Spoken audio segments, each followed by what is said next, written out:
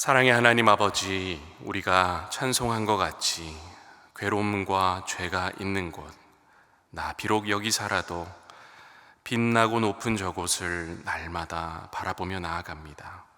이런 고백을 하며 하루하루 표대를 향하여 전진할 수 있도록 우리에게 힘 주시고 은혜 내려 주옵소서. 주님, 이 세상이 너무 좋아서 하나님 나라 우리 눈에서 가리워지지 않게 하시고 눈먼이가 눈먼이들을 이끄는 일 없도록 하시며 우리의 관계가 후회스러운 것들로 채워지지 않도록 깨어있게 하시고 주님 부르실 때 이 땅에서의 사명을 다하고 미련 없이 갈 수 있도록 우리 각자의 삶을 붙들어 주옵소서. 어제의 잘못과 죄악이 오늘을 물들이지 않도록 성령이여 우리의 삶을 지켜 보호하여 주옵소서. 더 나아가 오늘 나의 삶이 내일의 내가 보았을 때 부끄러운 것이 되지 않도록 주여 우리를 불쌍히 여겨주시고 인도하여 주옵소서. 주님, 우리의 후손들이 살아갈 이 땅을 위해 기도합니다. 부정부패가 속출하는 가운데 거짓으로 얼룩진 정치를 일삼는 자들을 보며 더더욱 하나님 앞에 두려움으로 나아갑니다. 주여, 우리의 잘못과 방관이 다음 세대의 숨통을 끊어놓는 결과를 초래하지 않도록 막아주시고 하나님의 눈까지 속이고자 하는 농락과 은폐를 주님의 의로운 오른팔로 멈추어 주시며 핏값으로 되찾은 땅을 땅 따먹기 하듯 되팔고자 하는 이들에게 하나님을 두려워할 만한 일들이 강권적으로 펼쳐지도록 주여 역사하여 주옵소서. 치유의 주님, 오늘도 병상에서 간절히 기도하는 성도님들이 있습니다. 특별히 지난 수요일 치유 성찬을 통해 주님의 손길이 각 사람에게 임하였음을 믿습니다. 치유와 회복의 과정이 속히 이루어질 수 있도록 붙들어 주시고 간절한 마음으로 주님께 기도하는 성도들의 기도에 응답하여 주옵소서. 사랑하는 가족이 병상에 있어 눈물로 기도하는 분들이 있습니다. 돌봄을 감당하는 가족분들의 건강을 지켜주시고 흔들리지 않는 믿음을 허락해 주시며 의료진에게는 정확한 진단으로 치료해 나갈 수 있는 명철과 섬세한 손길을 허락하여 주옵소서. 어려운 수술을 앞두고 있는 성도님들, 수술 이후 회복 과정에 있는 성도님들, 갑작스러운 사고로 치료를 받고 있는 성도님들, 후유증과 이상 증세로 고통 가운데 있는 성도님들, 투석 및 항암을 시작하여 치료의 과정에 들어간 성도님들, 마비가 온 신체 부위에 생기를 더하고자 재활 중에 있는 성도님들, 정기적인 추적 검사를 하며 자신과의 싸움을 이어나가고 있는 성도님들, 이제는 정말 기적을 바랄 수밖에 없는 상황에 놓여 오직 주님만을 바라보고 있는 성도님들, 주님, 우리 가운데 있는 여러 기도 제목들 너무 많사오니 하나씩 주님께서 다 들어주시고 한 분 한 분의 머리와 그 아픈 부위에 손을 얹어 치료해 주시어 뜨거운 치유의 회복의 역사가 일어나도록 붙들어 주옵소서. 위로의 주님, 교회의 장례 일정을 주관하는 경조부 실행위원분들과 또 조이부 월조 권사님들의 사역을 붙들어 주시길 원합니다. 계절의 변화와 상관없이 늘 그 자리에서 주님의 손과 발이 되어 우는 자들과 함께 울고 주님의 위로를 전하는 모든 사역 가운데 하나님의 온전한 위로가 임하게 하여 주옵소서. 주님, 오늘도 온전한 위로가 필요한 가정들이 있습니다. 각 가정의 상황과 출입을 살펴주시고 꼭 필요한 위로의 말씀을 내려주시며 동역자들의 힘있는 기도를 통해 주님의 사랑과 평안이 전달되게 하옵소서.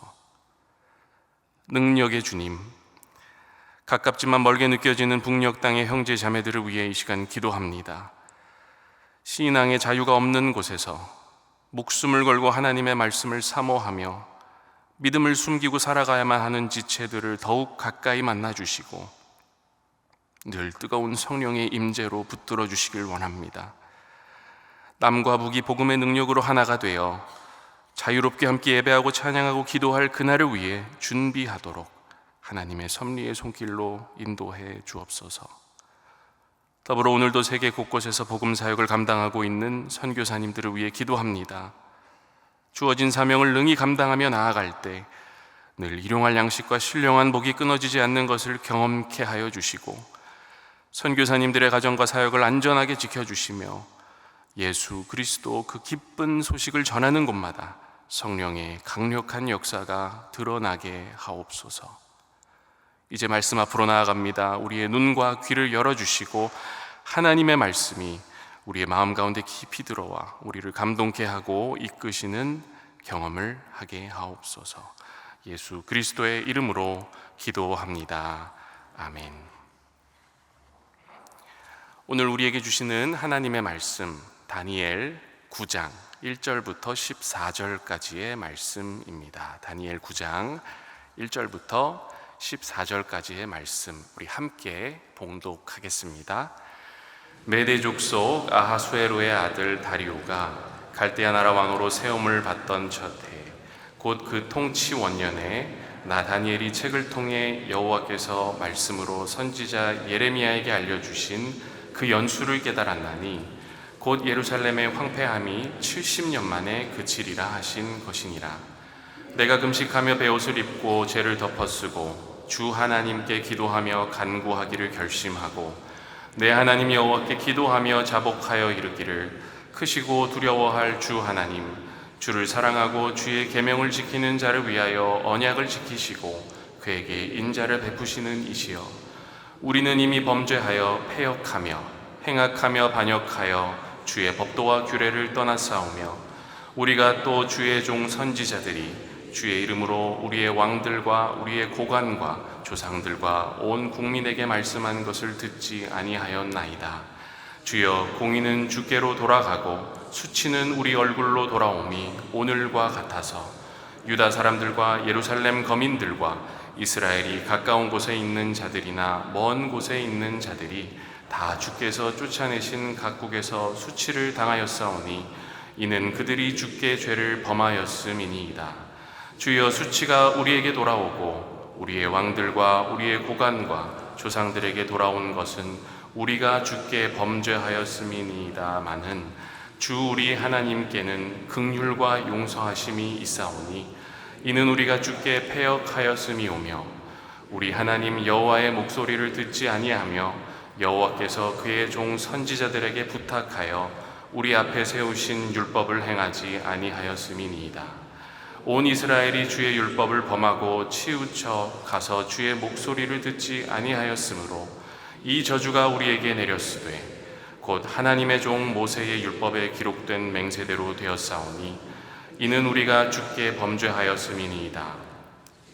큰 재앙을 우리에게 내리사 우리와 및 우리를 재판하던 재판관을 쳐서 말사여 이루셨사오니 온 천하의 예루살렘에서 일어난 일 같은 것이 없나이다. 모세의 율법에 기록된 대로 이 모든 재앙이 이미 우리에게 내렸사오나 우리는 우리의 죄악을 떠나고 주의 진리를 깨달아 우리 하나님 여호와의 얼굴을 기쁘게 하지 아니하였나이다. 그러므로 여호와께서 이 재앙을 간직하여 두셨다가 우리에게 내리게 하셨사오니 우리의 하나님 여호와께서 행하시는 모든 일이 공의로우시나 우리가 그 목소리를 듣지 아니하였음이니이다. 아멘. 다니엘이 이제 어릴 적에 포로로 잡혀와서 상당히 오랜 시간 동안 이방 땅에서 살았습니다. 노년기입니다. 하지만 변함없이 이스라엘을 마음에 품고 공개적으로 기도하고 또 자신의 신앙을 지켜온 의인입니다. 목에 칼이 들어와도 또 참소하는 자들이 뒤에서 안 좋은 계략으로 공격해도 그는 자신의 신앙적 패턴을 지키며 늘 기도하던 그런 사람이었습니다. 10대에 포로로 잡혀와서 대략적으로 90대가 될 때까지 그런 모습을 한결같이 유지했다고 보시면 되겠습니다. 심지가 매우 곧은 사람이죠. 충분히 교만해질 수 있는 아주 높은 위치에 있었던 사람이지만 늘 겸손한 모습으로 하나님과 사람 앞에서 행했습니다. 그렇게 노년의 시절을 보내고 있던 어느 날 다니엘이 하나님의 말씀을 보다가 두 눈이 번쩍하고 떠지는 경험을 합니다. 볼 거 다 보고 경험할 거 다 경험한 분이 뭐가 새로울 게 있겠습니까? 그런데 바로 이게 하나님 말씀의 특징이라고 생각합니다. 우리가 하나님의 말씀을 계시의 말씀이라고 하지 않습니까? 그게 왜 그럴까요? 계시라는 단어를 사전에서 찾아보면 깨우쳐 보여준다라는 뜻을 갖고 있습니다. 사람의 지혜로서는 알 수 없는 진리를 하나님께서 가르쳐 주시는 겁니다. 그러니까 말씀을 볼 때 하나님께서 눈이 떠지게 해주시는 것, 예전에 내가 읽어서 아는 말씀인데도 오늘 내가 볼 때 새롭게 깨달아지는 역사, 이게 계시의 역사이고 우리가 성경을 귀하게 여겨야 하는 이유입니다. 다니엘이 이제 이걸 경험하는 겁니다. 우리 2절을 함께 봉독해 보겠습니다.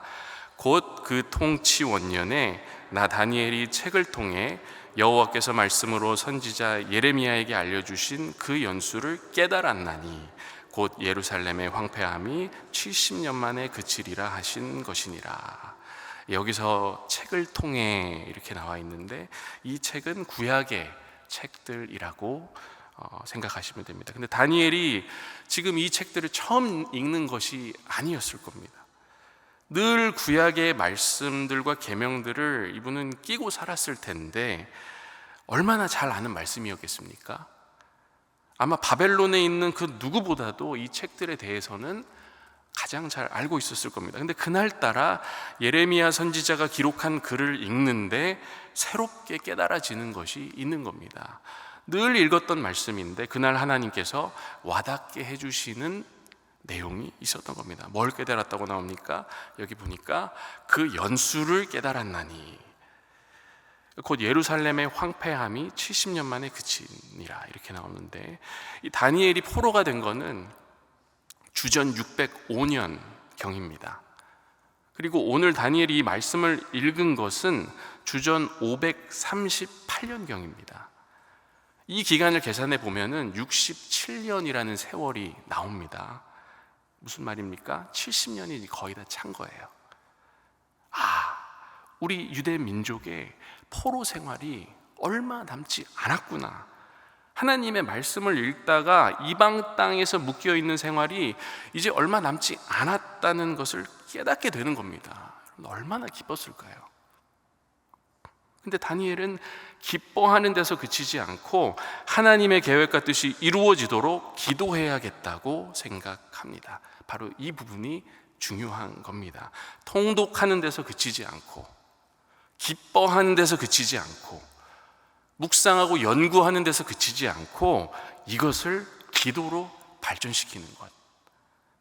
다니엘은 자신에게 부딪혀오는 계시의 말씀을 기도로 발전시켰습니다. 우리 3절을 한번 같이 읽어보겠습니다.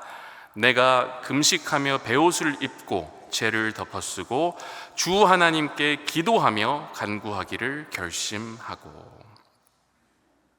늘 규칙적으로 하루에 3번 기도하던 다니엘이지 않습니까? 근데 이 규칙적인 기도에서 어떤 특정 주제를 위한 간절한 기도로 다니엘의 기도가 발전하는 겁니다.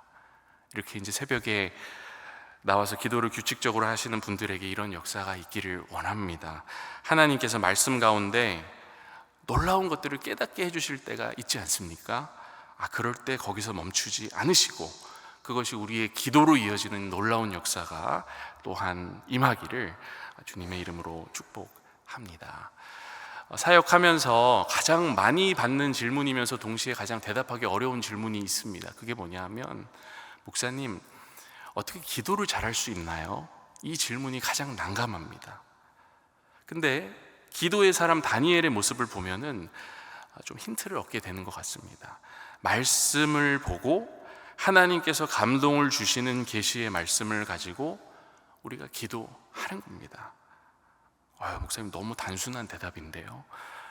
단순하면 어떻습니까? 복잡하게 만들 이유가 없는 부분입니다. 기도는 말씀을 주시면 하는 게 중요한 겁니다.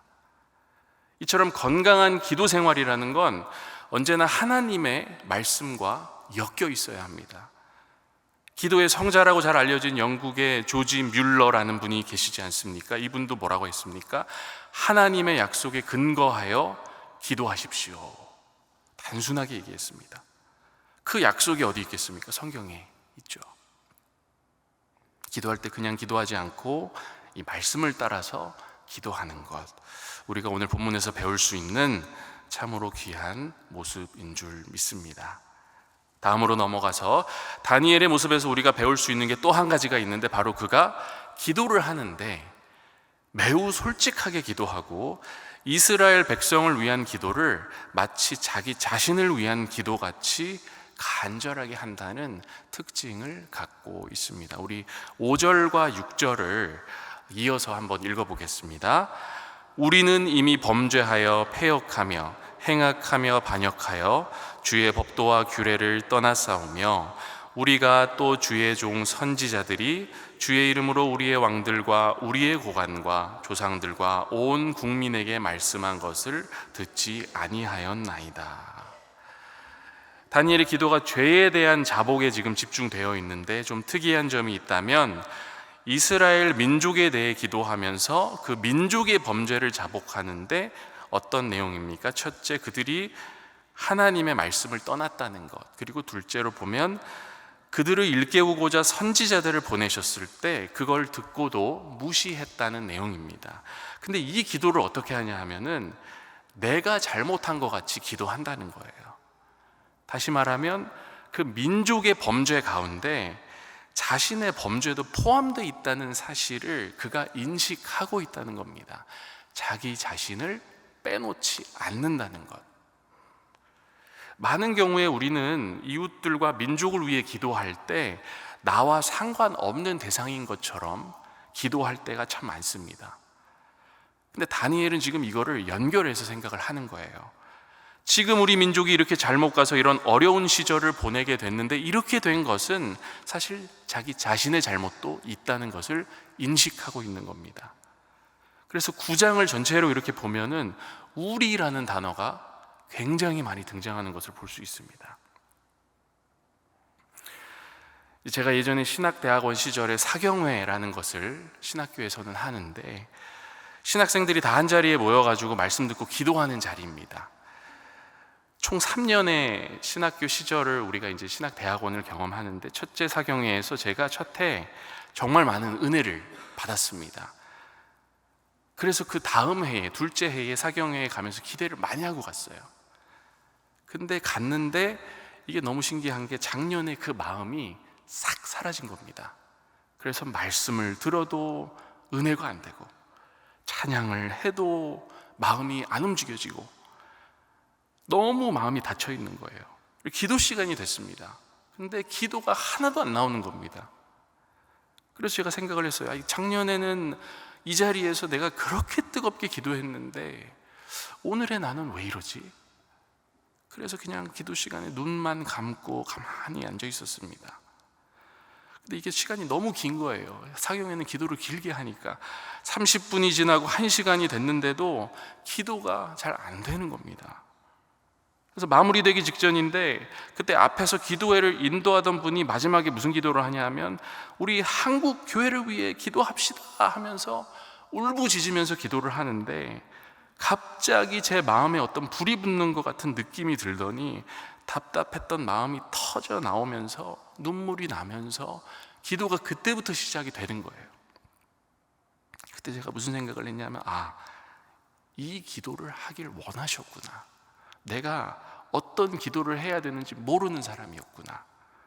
내 기도만 했지 우리 나라와 한국 교회를 위해서는 내가 한 번도 신학생이라고 하면서 기도해 본 적이 없구나 하는 걸 제가 그때 처음 생각해 봤습니다. 그날 기도하면서 제가 배운 게 있는데, 내가 한국 교회, 더 나아가 공교회의 한 지체라는 사실입니다.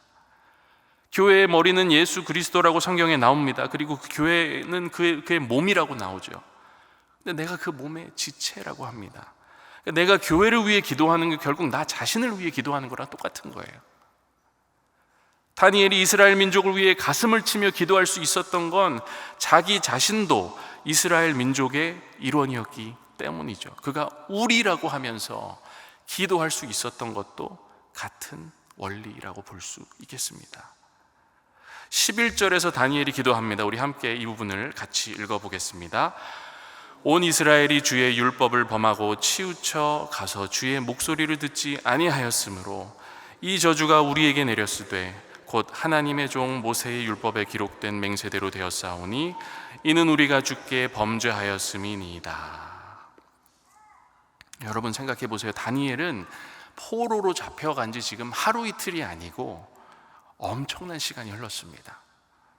이방 땅에서 높은 지위를 갖고 아주 잘 살고 있습니다. 이민 가서 완전하게 정착한 거나 다름없습니다. 이 정도 되면은 자신의 이스라엘 그 뿌리를 어느 정도 뒷전으로 하고 여기서의 생활을 하면 되는 거예요. 근데 그는 오히려 자기 자신이 이스라엘을 대표하는 사람이 된 것 같이 기도를 하고 있는 겁니다. 곧 내가 이스라엘이고 이스라엘이 나다 하는 마음으로 기도를 늦추지 않고 있는 것입니다. 이것이 굉장히 중요하다고 볼 수 있습니다. 우리가 누군가를 위해서 또 우리 교회나 민족을 위해서 기도할 때 그 사람을 나와 같이 여기는 마음, 우리 교회나 민족을 나 자신과 같이 여기는 마음이 기도에 불을 붙여주는 역할을 합니다. 기도할 때 이것을 기억하는 여러분과 제가 되기를 원합니다. 마무리하면서 14절을 함께 보기를 원합니다. 한번 읽어볼까요? 그러므로 여호와께서 이 재앙을 간직하여 두셨다가 우리에게 내리게 하셨사오니 우리의 하나님 여호와께서 행하시는 모든 일이 공의로우시나 우리가 그 목소리를 듣지 아니하였음이니이다. 이 구절을 묵상하며 마무리하기를 원합니다. 먼저 하나님은 우리에게 재앙을 내리기를 즐겨 하시는 분이 결코 아니지만 기다리고 또 기다리시다가 여기 나오듯이 간직하여 두셨다가 그것이 궁극적으로 우리가 잘못된 길로 가지 않도록 하는 도구가 된다면 사용하신다는 겁니다. 그리고 그것이 비록 재앙이라고 할지라도 오늘 다니엘은 그 재앙으로부터 비롯된 고난과 역경의 시간을 돌아보며 어떤 자세를 갖고 있는지 한번 보십시오. 먼저는 하나님을 그럼에도 불구하고 신뢰하고 하나님의 공의를 인정하는 자세를 보여주고 있습니다. 네, 하나님께서 행하신 일을 제가 받아들입니다.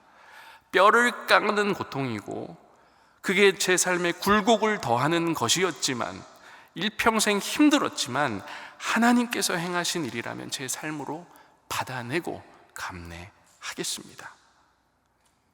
더 나아가 어떤 모습이 나옵니까? 우리라고 하며 스스로를 반성하고 기도를 늦추지 않는 모습을 보여주고 있습니다. 우리가 보통 어려운 일을 만나거나 하나님 믿다가 안 좋은 경험을 하게 되면 어떻게 됩니까? 하나님 원망하죠. 왜 이렇게 하십니까? 그리고 어떻게 하냐면 기도가 끊어집니다. 등을 돌리고 살아요. 더 안쓰러운 모습이 있다면 이런 이야기들이 내 이야기가 아니라 우리의 이야기가 아니라 너희의 이야기라고 하면서 나랑 상관없는 것으로 하고 자신은 의인 행세를 하며 살아가는 모습, 이것이 가장 안타까운 모습이겠습니다. 그러나 다니엘은 정직하게 말합니다. 하나님, 우리가 먼저 하나님의 목소리를 듣지 아니하였습니다. 하나님이 잘못하신 게 아니라 우리가 하나님께 잘못했다는 사실을 다니엘은 알고 있는 겁니다. 이런 찬송가 가사가 생각났습니다. 어려운 일 당할 때 나의 믿음 적으나 의지하는 내 주를 더욱 의지합니다. 밝을 때의 노래와 어두울 때의 기도로 위태할 때 도움을 주께 간구합니다. 세월 지나갈수록 의지할 것뿐일세 무슨 일을 당해도 예수 의지합니다. 사랑하는 소망의 성도 여러분, 오늘도 말씀 따라 기도하고 내 기도로, 우리의 기도로 기도하고 하나님의 공의를 인정하며 필요에 따라서는 내가 잘못한 것을 하나님께 솔직하게 고백하며 기도로 나아가는 여러분과 제가 되기를 주님의 이름으로 기원합니다. 함께 기도하겠습니다. 하늘에 계신 우리 아버지, 아버지의 이름을 거룩하게 하시며 아버지의 나라가 오게 하시며 아버지의 뜻이 하늘에서와 같이 땅에서도 이루어지게 하소서. 오늘 우리에게 일용할 양식을 주시고 우리가 우리에게 잘못한 사람을 용서하여 준 것 같이 우리 죄를 용서하여 주시고 우리를 시험에 빠지지 않게 하시고 악에서 구하소서. 나라와 권능과 영광이 영원히 아버지의 것입니다. 아멘.